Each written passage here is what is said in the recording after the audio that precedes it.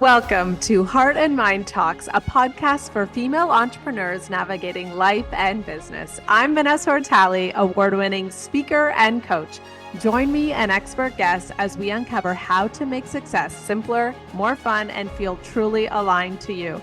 Don't forget to subscribe and share this episode with someone who could use a little extra love and inspiration. Let's go. Hello, friend. This is going to be a very special episode. Very, very close to my heart. My mother actually passed away 20 years ago. And so today is a little dedication to her while also sharing my story of what it was like to lose my mom at 18 and what it's been like to live without her now that I've become a mom and even growing up with a mom that had cancer. So I'm going to give you the entire story, real, raw, unedited, and I hope it resonates with you and or helps someone out there. Please remember that this is my story. And it does not have to be your story or your truth. I just hope in sharing my truth that it helps people not feel so alone and or look at things a little bit differently. I hope you enjoy. I also need to mention that I wanted to personally record this last week and things were not aligning and I did not have a chance to record it. And then this weekend, something happened that I knew I needed to include in this podcast. And so let this remind you that divine timing is beautiful. We don't need to force or push. If things are not aligning and or coming together despite our best efforts, let it go. Trust in the timing and just keep following the next step. The next step was not obvious to me last week. It was not coming together.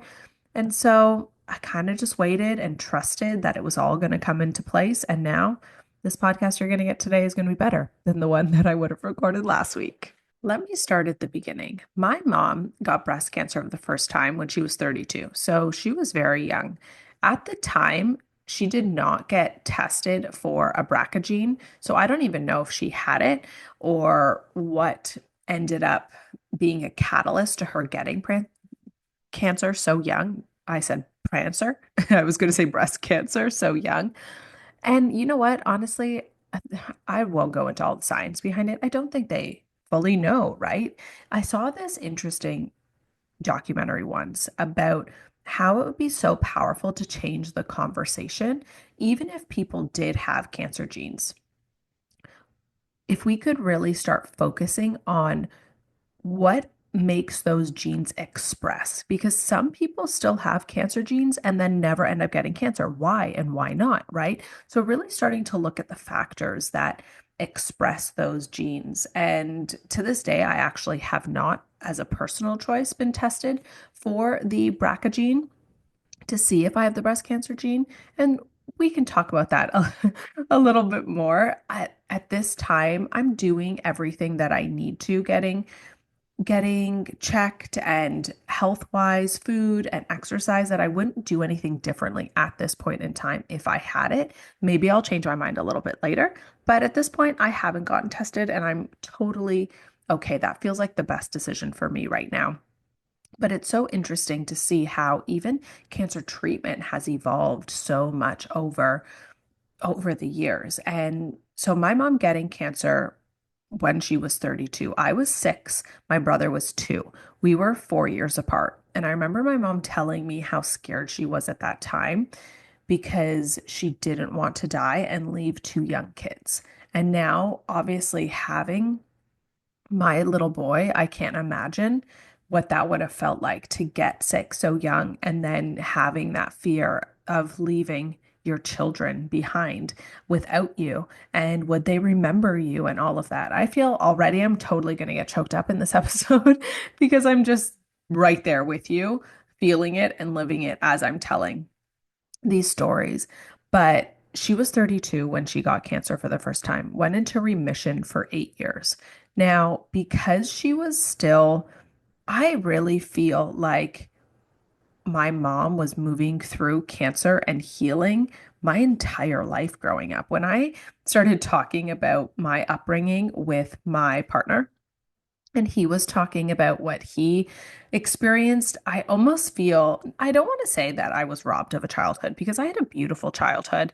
Uh, an upbringing, but I did fall into this category of wanting to be the good girl, wanting to make sure that I didn't cause any additional stress or anxiety for my parents because I did acknowledge and recognize that my mom was sick.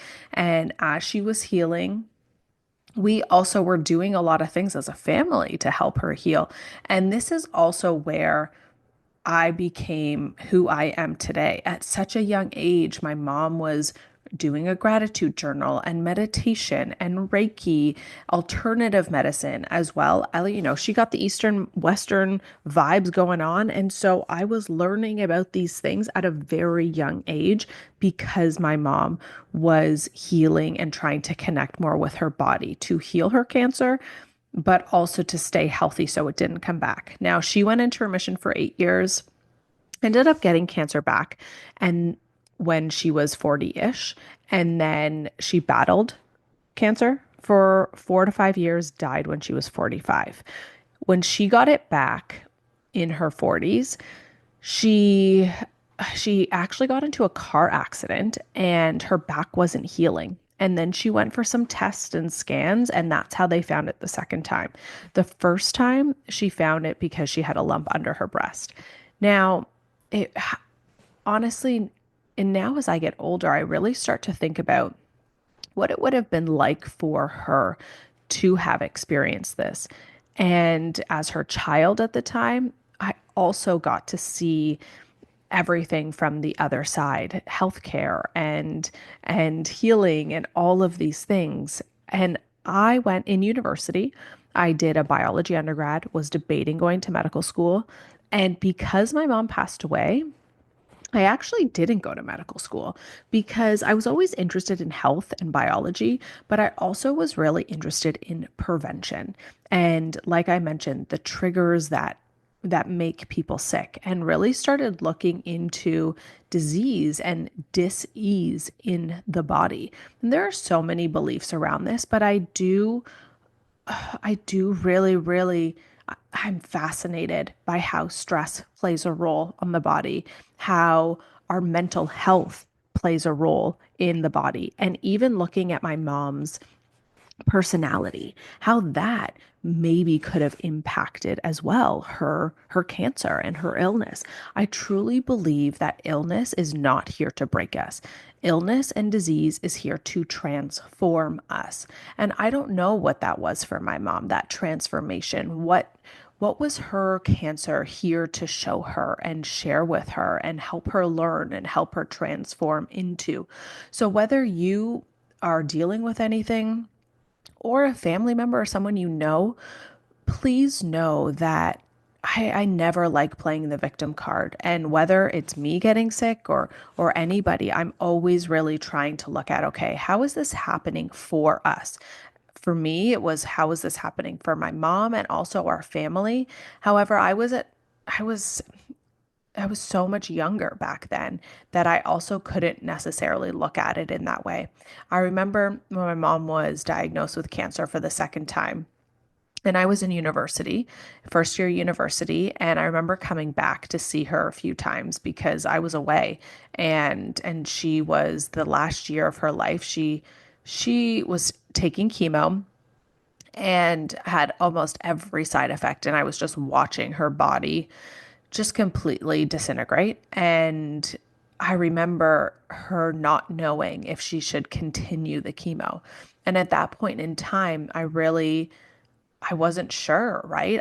I felt as though if she wasn't taking chemo, then she was accepting to die and she was accepting her fate and she wasn't fighting. And now I think about it so differently. I think if my mom were to come to me now and she were to say, like, hey, I have cancer again, or even for the first time, I think I would have just sat there with her and just encouraged her to trust herself, trust her body, trust her intuition, and just encourage her to tune in and just say, like, you are so powerful. Your body is so powerful. This is truly here to transform you and give you a message and is happening for you.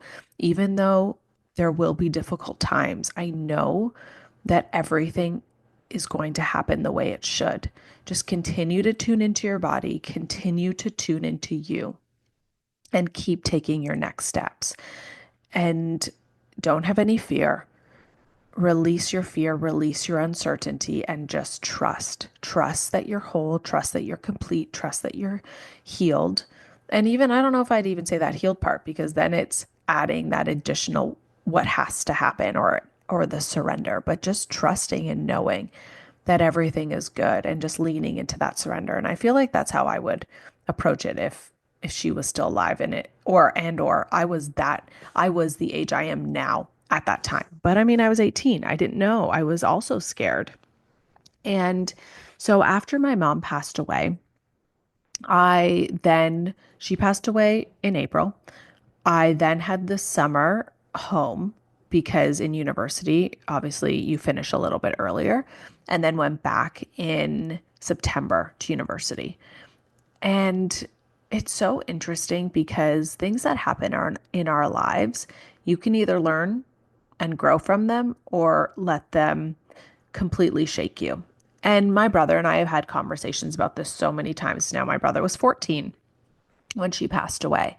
And so our experiences are also very different of what had happened and what our upbringing was even like. It's amazing how those 4 years can make such a difference, because the things that he remembers are my mom being sick and not traveling as much. But I remember traveling so much when she wasn't sick. And I remember hearing this interview with Gabor Mate, and he said no two siblings, or however many siblings they are, get the same parents, because your parents are a different age, different experiences, and continue to evolve. And I can really resonate that because my brother and I have such different memories of our upbringing and our parents, because even those 4 years was just so different. I went off to school and university, and he was still in high school. So it was just so unique, and even our ability to process. So because I was a little bit older, and because I had already been going to counseling with my mom as she was healing, I feel like for me, I was able to move through the death a little bit sooner and earlier than my brother did. I was going to counseling and therapy and all the things when my mom passed away. It also allowed me to really dive deeper into self-development, and I really saw how short life is. And it made me evaluate, what is life? What do I want? And how do I want to live this life? Because I saw my mom going through all the things, and just how short life is, and it's just not worth it, right? I also saw some of the personality traits that my mom had of internalizing her emotions and not speaking her truth and not sharing, and getting really anxious. And I don't know if those contributed to her cancer. I have my personal beliefs of what our internal environment can do to our body and that environment. And however, I also started to then see those things and think, okay, I don't want those things to be my truth. So how do I move through those? Because I used to be very anxious and worry a lot, and some of the patterns that my mom had, I saw in myself, and my dad even saw in me, and he was worried about me too. And so it was really important for me to move through and rewire those patterns. And if you're listening to this and you see patterns in yourself that don't make you feel good mentally, physically, emotionally, whether it be anxiety and overwhelm and judgment and stress and uh, being a perfectionist and all those things that feel like resistance and feel heavy in your body, please know that with intention, you can rewire every single one of those pathways and habits. At that time, and mind you, this healing took me a while, right? I was healing when I was 18, but then I'd say about 25, I then had this other wave of, okay, let's go deeper. And I remember reading a book, and him asking, it was a male author, I don't remember what book it was, and him asking, have you ever really felt pain and felt how things feel in your body? And this is when I started to get really curious about your nervous system and how your body carries emotion. And there's also a book called, oh, I'm going to forget it now. The Body Keeps Score. And just really looking at how we hold emotions and trauma and our past in our body. And I remember sitting there and feeling the pain and bringing myself back to that moment of when my mother passed away and just feeling it in my body. And when I was able to feel it, I was able to release it. And I continue to do that now. Visualization is so powerful. Visualization is so powerful to release past trauma, to release past experiences, and also program for your future. So if you have specific painful memories, and whether you do this with a licensed professional or even go at it yourself, maybe I need to put an asterisk here that, beware of Pandora's box that you might open here. But I remember, I sit there in these moments even now and really bring myself back to those moments to release them, feel how they feel in my body, feel how my little girl and my inner child might be perceiving that, and then soothing her and parenting her and moving through that emotion. Because please know, you are a different person. And this I am so, so passionate about. You can hear it in my voice. The way that we perceived things in our past, we were a different version of ourselves. If the same experiences happened today, we would not remember or perceive them in the same way. Yet we keep the same memory. So when you're 2 years old, 4 years old, 6 years old, something happens to you, someone says something to you, we remember, oh, I don't belong, or oh, I'm fat, or oh, I'm ugly, or people don't love me, or I'm not wanted. And then we just keep that as our truth and never reprogram that, even when our bodies and our mind know different. So for me, as I go back to those moments and reprogram those moments in my past, I'm able to let go of those traumas and experiences. And yeah, it's just it becomes so obvious as I'm older. My my inner child and my younger version of myself really believed like she didn't belong and she was so different because she was different from her family. And people did say some things that did affect her. However, that was my truth at the time and does not have to be my truth right now. I often wonder what my life would be like now if my mom was still alive. And I don't even know, that question to me just, it actually blows my mind because I am who I am today because of my mother's death and because of my mother's illness. In her transformation, she also transformed me. And where I'm at right now, man, I miss her every day. But I am also so grateful for the person that I am. And I'm not sure how I would have gotten here if it weren't for those experiences, good and bad. And so it's interesting how you can hold space for grief and gratitude at the same time. And if she was still alive, where would we be? I don't know. Because who would she have become in the process? Would we have friction in the process? Because I made a lot of decisions in her death that maybe I wouldn't have been able to make if she was alive. Maybe we would have had confrontation. Maybe she wouldn't have supported all my decisions, but it didn't matter because she wasn't around, right? And so I was able to take the space that I needed to heal. And I don't know what that space would have looked like if she was still around. And so who knows? We were very close when she passed away. But again, I don't know because her journey was her journey, her self development journey, her spiritual growth journey was her journey. And I don't know how our two journeys would have looked if she was still here. It's just so fascinating, including her relationship with my dad, right? Like, what would that have looked like in her transformation? And my dad and I speak about this all the time. Would they still be together? Would they not be together? Would they have, broken up and then come back together? There was They had so many good times. And I will say this because this is their marriage is not my story to tell, but something that is so fascinating. They were still married when she passed away. And I know they loved each other. And I also know that they both triggered each other to heal, triggered each other to grow. But hey, oh my God, like my parents were so young when they had us. Do you ever think about this? I talk about this all the time now because I'm obviously an older mother having Maverick at 38.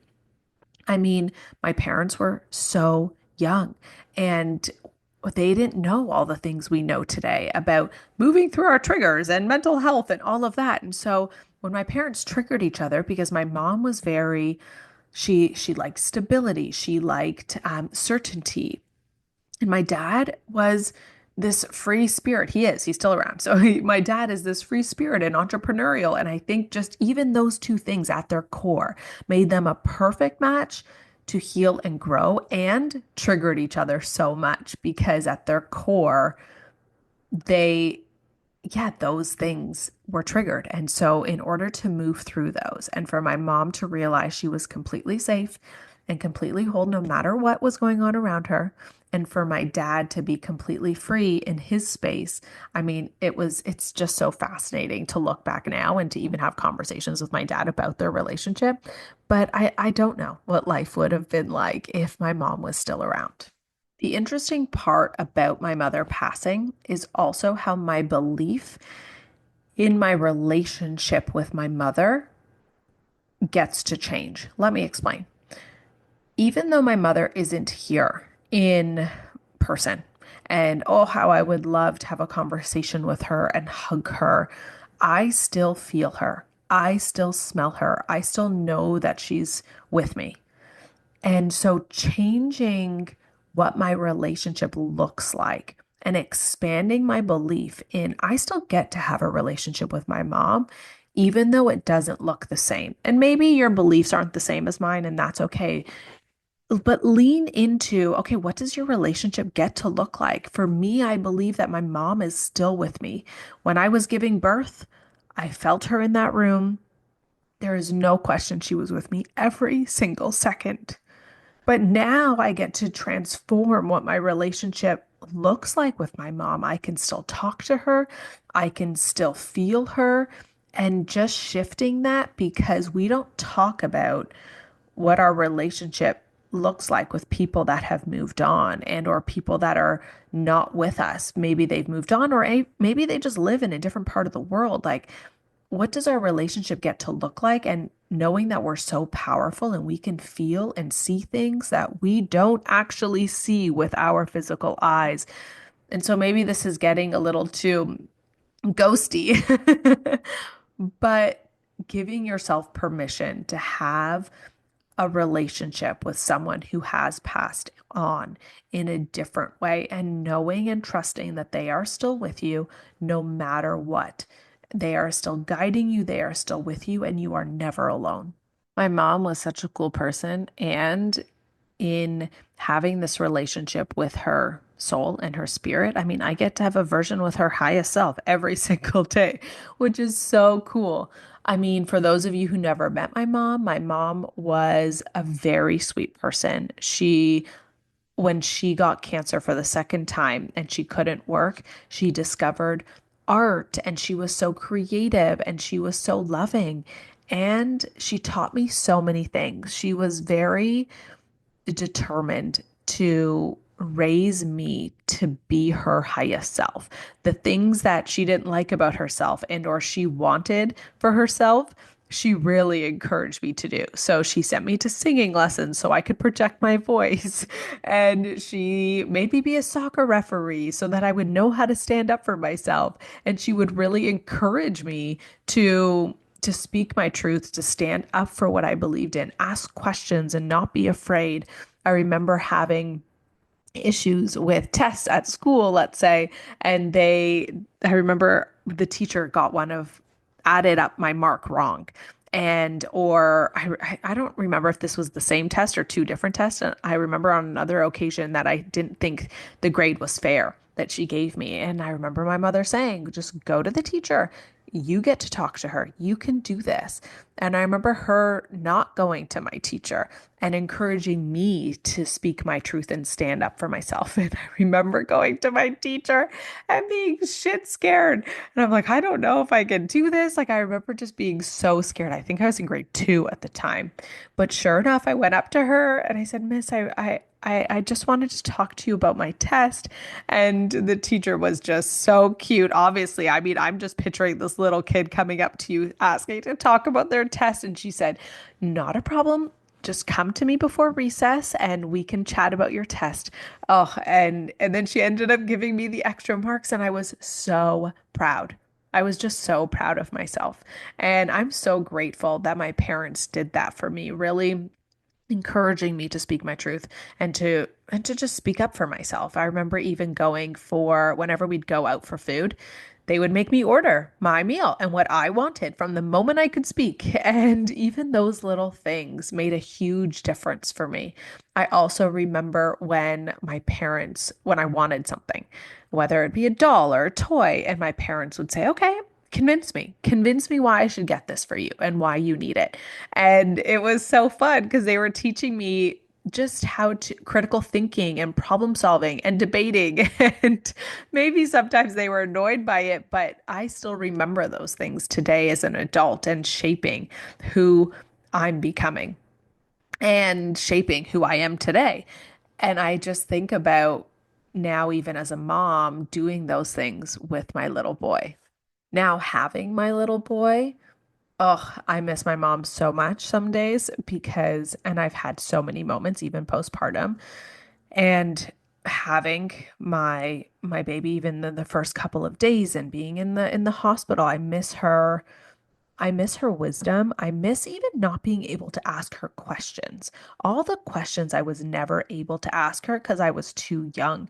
And I had a very open relationship with my mom. Maybe these aren't questions that you'd even ask your mother now and she's still with you. But I mean, I would love to know, like, when did you lose your virginity? What was that like? I want to know, like, the ins and outs of, like, just tell me, mom, like, what were you like as a kid? And did you date? And what was it like when you first met dad and all those things? I really think about all the questions that I would ask her. And I had so many questions postpartum. Did you breastfeed me? Well, I know she breastfed me, but for how long? And what was that journey like? Did I latch easily? There are so many questions I would have had for her. And my dad just doesn't remember. I'm like, Dad, how long did mom breastfeed me for? He has no idea. It's just, even I'm sure, even if I were to ask my partner, Mark, a year from now, do you remember how long I breastfed Maverick for? He wouldn't remember. I'm still breastfeeding Maverick. He's 11 months. So yeah, it's just so funny because the guys don't remember things. And you know what? The women don't remember things either. I actually have a journal that I keep for Maverick and myself that I started the moment I found out I was pregnant. So I did a journal every single week from the moment I found out I was pregnant. And then I just recently, last month, changed it to every month. So I have like a weekly update, and now it's monthly of just me and how I feel and Maverick and what he's doing and evolving. And it's just so fun because when my friends ask me, because you forget so quickly, when did you stop being nauseous? I can go back to that. And I'm like, oh, and this week. So it's really cool. And if I get pregnant again and have another child, I'll be able to go back and compare really easily because, yeah, you just don't really remember all those details of the timing of when they started to do things. But it's just so it would be really cool to be able to ask my mom those questions and find out. But in not doing so, and this is just where I always look for the positive, in not doing so, it has allowed me to have my own journey and not compare myself to my mom and not compare myself to her journey. I feel so blessed in that as well, where she doesn't project on me her fears and her beliefs. And my dad's actually really good at that too. My dad, it just kind of lets me do my thing. They always have him and my mom. They always said, you don't tell Vanessa what to do because if you do, she's going to do the opposite. You just have to give her space. And that is so true. I hate when people tell me what to do. When people tell me what to do, I almost have this visceral response of like, no. I have this little rebel that comes out in me that says, nope, not today. I'm going to do the opposite. And so they always just kind of let me do my thing. And I remember even asking them advice for things. I was going through something and I'd say, please just tell me the answer. And they said, no, you're gonna figure it out. Like trust yourself. And so it started pretty early, this belief in trusting myself, trusting my journey, and knowing that I know what's right for me. So I'm really grateful. Thanks, mom and dad, for supporting me in that to tune into me. I also have to add that when my mom passed away, I did get a little bit of money and I bought a car and I got some cash for a deposit on a home. And I'm so grateful for that. And the reason I'm telling you this is because it is amazing how fast money goes. You're like, oh, hello, there's nothing there anymore. And I remember having so much guilt. I remember having so much guilt about like, holy crap, like how is it gone? Like I got a car. I have, I got a deposit for a house and while you're still buying things and investments, I still thought I wasted it. And I had so much guilt that I didn't know how to manage money and I didn't know what to do with money and I didn't trust myself with money. Again, the perception and fears that we built that aren't necessarily true.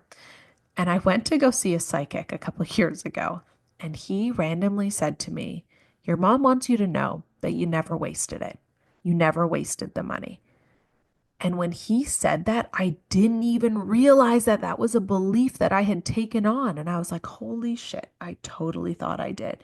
And when he said that, something in me just like it freed me to trust myself. And I've done so much work on my money mindset and money in general and my relationship with money because please know that money is like any other relationship.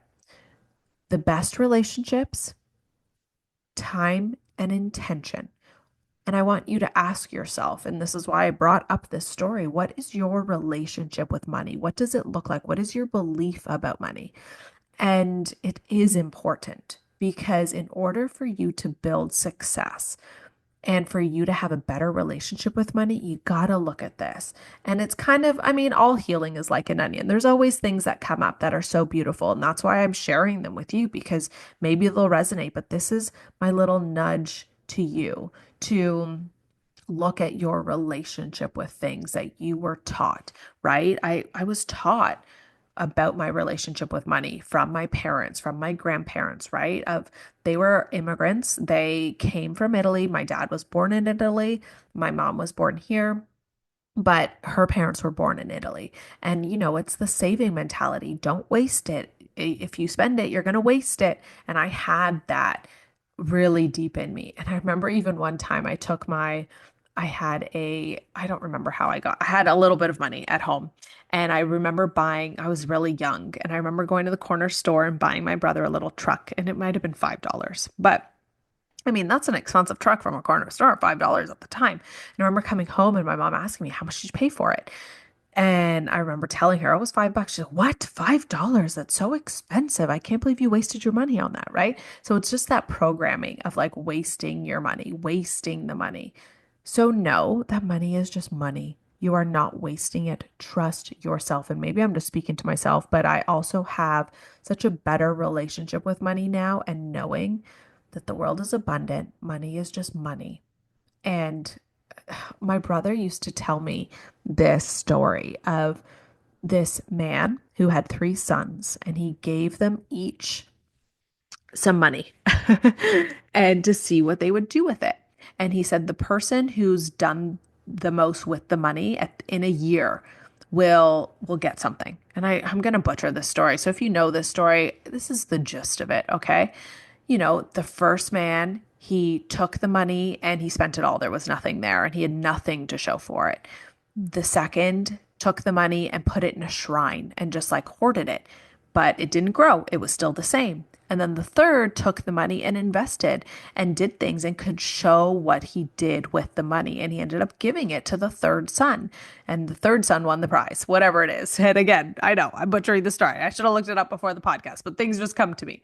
And so let me remind you that you, you are your greatest manifestation in this life.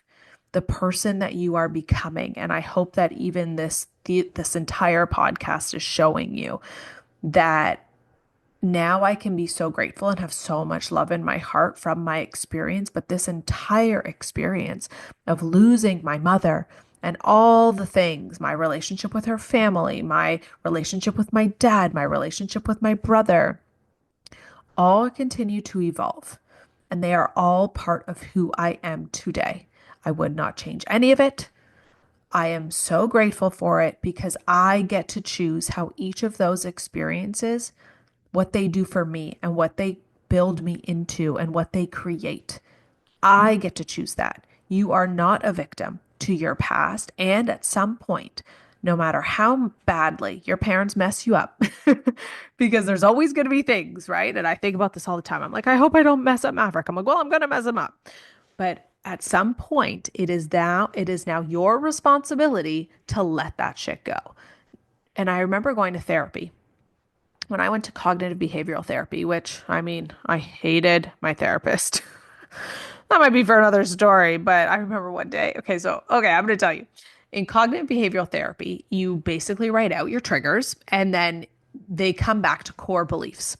And the whole theory in cognitive behavioral therapy is it all comes back to the same core beliefs. For me, it was I was doing something wrong, I'm not loved, and I'm going to be alone forever. Those are ever all of my fears came back to those truths. And how you basically get to those is when you have a trigger, just keep asking yourself, so what? So what? Like, so what? And so I went to therapy and he says to me, okay, so what were your triggers this week? And I looked at him, I said, honestly, you. It's like, you were my trigger this week. And he just starts laughing. And I said, everything that you say just triggers me. You're always trying to put me into a box. And then I said to him, you know the movie Divergent? And he didn't know it. I said, well, let me tell you. In this movie Divergent, they are trying to put every single person into a box. Oh, you have the scholar, you have the scientist, you have blah, blah, blah, blah, blah.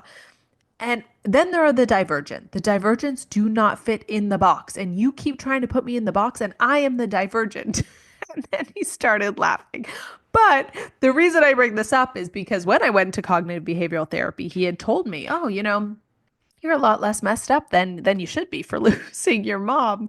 And he also mentioned that losing a parent on the trauma scale is similar to a parent going to jail, which I was shocked about because I thought if a parent goes to jail, that would be so much more traumatizing than if a parent dies. And it's not to take away from either experience, but yeah, so on this trauma scale. But it is your responsibility to not let your past dictate who you are today.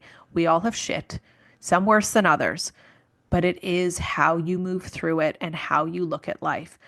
I will be completely honest when I tell you that when I'm tired and my natural tendency is to be very negative, go into perfection and really hard on myself and judgment on myself and others. And I still go there when I'm really tired. So I have to watch myself. After a certain time of day, I have zero cortisols. Nothing good is going on in my brain. I need to shut down and shut off. And the reason I bring that up is because I have intentionally continued to create a positive environment in my life. You get to be positive. You get to look at the opportunities. You get to look at the possibilities and see the magic in this world, or you don't. Which do you prefer? And it's time that you stop blaming your experiences for the person that you are. This now goes perfectly into the story from this weekend and why I'm so glad that I didn't record this last week. So, my perception was that I never fit into my family. And my grandmother, my mom's mom, we always had an interesting relationship. She is a very strong woman and can come off quite abrasive because she has her idea of what happiness is and how to get there. And I never followed that truth. I was very different from my mom's sisters and my cousins. And it doesn't mean that one is right or wrong. I was just different. So it was my perception at the time that I was not understood, nor did I belong. Now, my grandmother also tried really hard for me to follow her path of what she thought happiness was, right? Becoming a teacher, getting a government job because of stability and pensions, right? That's what she knew. Back in her day, it was get a job with a pension. And then it was making sure that I found a partner and got married and had children early. So when I became an entrepreneur and then I found a partner late in life and then had a baby late in life, she never really understood that. She was, and then I love to travel. She didn't know, she didn't understand that. She's like, why are you traveling so much? Just find a man and get married. And every time I spoke to her, it was find a man and get married. And we went through a lot of resistance in our relationship. And I know that she was saying those things out of love because that's what she knew. That's all she knew. And she wanted what was best for me. She wanted me to be happy.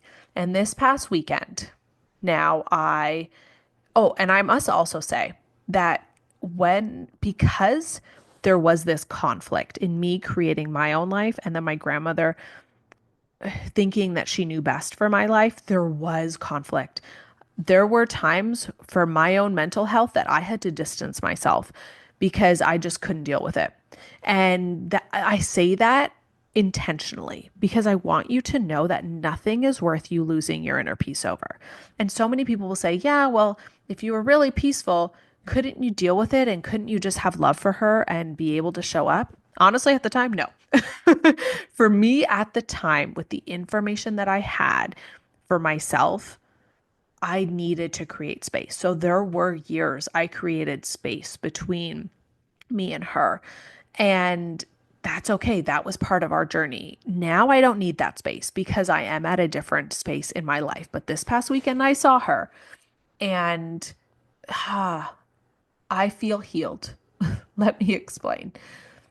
I feel healed and I feel seen because I feel like for the first time, she was able to look at me. And even though she didn't say anything, there was this peace because she was able to see, and this was my interpretation and my perception and why I feel at peace today. I feel like she was able to finally see me and look at, even though she did it her way and didn't get to the end destination in the way that I wanted her to, she still found happiness. She still found success. She still found joy. And I became her evidence that you don't have to do it a certain way. And I still found my way. And even though she didn't get me, and I kind of, like I said, I did it my own way, and she was confused and she didn't know, I still got there. And she was able to finally look at me with this understanding like, oh, she knew what she was doing all along. Like she figured it out, even though she did it her way. And there was this like respect and love in it. And again, nothing was said. I could just feel it. And I say this because I didn't need the I didn't need the affirmation or the confirmation or approval from her. Why this moment was so important to me was because I was proud of me. I was proud that regardless of the people who doubted me, who tried to push me a certain way, who tried to make me do it in their way, I never gave in. I was scared. I was uncertain, but I continued to take my next step and do it my way, trusting and knowing that I would get to my destination. And I'm not a destination, it's just like where I am in my destinations. I would get there my way. And I'm just so proud that I stuck to my guns. And even though I didn't know how, I just kept going. And even though so many people doubted me, I just kept going. And let me share this with you. And this is why I'm being so vulnerable and open about everything, right? Like in these podcasts, because I know in me sharing my truth, it gives people permission to do the same. And it gives you permission to say, oh my God, me too. I needed space from my family, or we weren't particularly close, or now we are. Like relationships are relationships. They're always evolving and growing, and there is no judgment in it. I used to feel so guilty that I was not close with my mom's family because I thought that I needed to do something differently. So much guilt. And when I was able to release that and just love them, whether we were close or far, there was so much beauty in that. Now I get to just love them and love my journey, love their journey, love my mom's journey, my dad's journey, my brother's journey for what it is. We are all on our own individual journey. And when we add in judgment and guilt and resentment, ugh, like it just makes things so much worse. And most importantly, pulls us out of alignment. So please know not everyone is going to support you. You're going to need to make hard decisions. But as long as you make decisions from your alignment and your peace, getting rid of your fear, your anger, all of that stuff that is clouding your judgment, just let it go. Make the right decision for you. And it is never your responsibility how other people respond to your actions. Just keep tuning in from alignment and know and trust and be the evidence that you will do it in your way. Be the evidence, even if you don't have evidence around you. And even if people are trying to get you to do it differently, please trust yourself. Please make decisions because they feel good for you, not because other people tell you to do so, or you're going to build a life based on other people's dreams and other people's desires. Your life is so important. You were put on this earth with specific goals, with specific dreams, with your specific skills that only you can make happen. And if you let other people get in the way and distract you of that and make you doubt that, ugh, your life is going to be so much more difficult and and not very fun. I want you to feel good. I want you to feel at peace. I want you to feel at ease. And I want you to feel the love and power that you have within you to make your life a reality, no matter what, no matter your past, no matter your present. You get to create your life. But creation's a funny thing because so many people create and manifest from a place of fear that they need things to be a certain way. I need this amount of money, I need this career, I need this health, like I need these or else I'm not going to be okay. They manifest from a place where everything will make them feel something, right? They want something because they think that that thing is going to give them a feeling. They think that the money is going to make them feel better, that that trip is going to make them feel better, that that partner is going to make them feel better. It doesn't, or it does temporarily. But at the end of the day, you're always still stuck with you.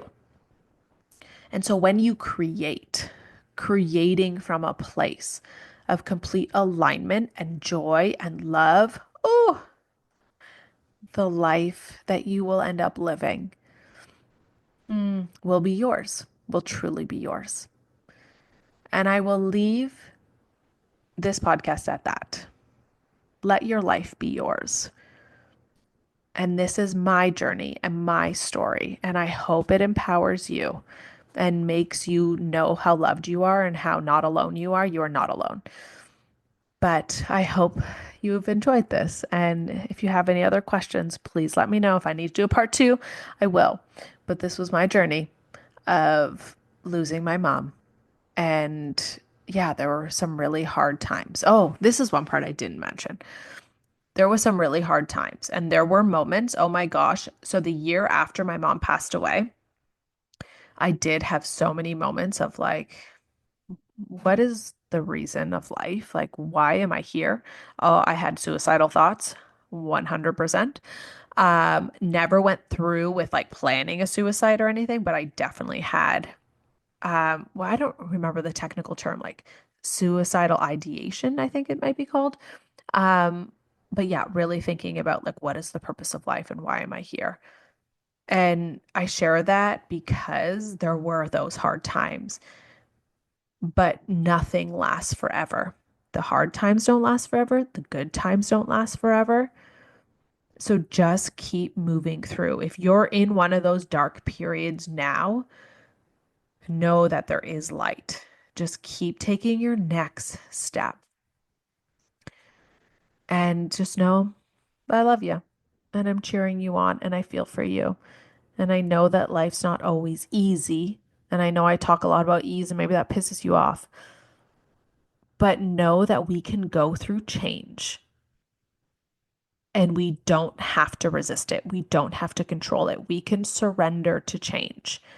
And in that surrender comes transformation. We resist change so much in this life, whether it be death or whatnot. And then we also attach meaning to it all the time. Oh, this always gets me. You know, when somebody dies or something happens, maybe someone gets diagnosed with an illness or somebody dies, and our first response as a human is always like, oh my God, I'm so sorry. And now, and maybe you can even hear this in this podcast, I actually stop myself from saying those things because I'm not sorry. I don't want to judge their experience. I trust and I know that what they're going through is exactly what they need right now. And even though it might be hard, that's okay. This is their journey. I don't need to be sorry. I trust and I know with complete love.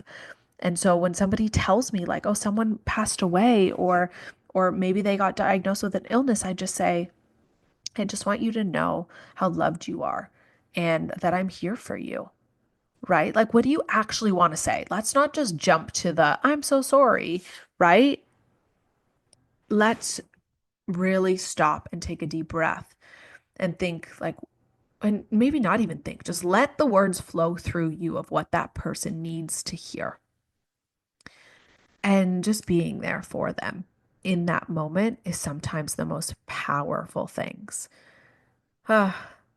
I could probably talk forever. I think I've said everything now that I wanted to say today. And I trust that I said everything that I needed to say. I leave that with you. Have a beautiful day. That's all for today. Until next time, trust yourself, shine your light, and stay true to your heart and mind. Love you.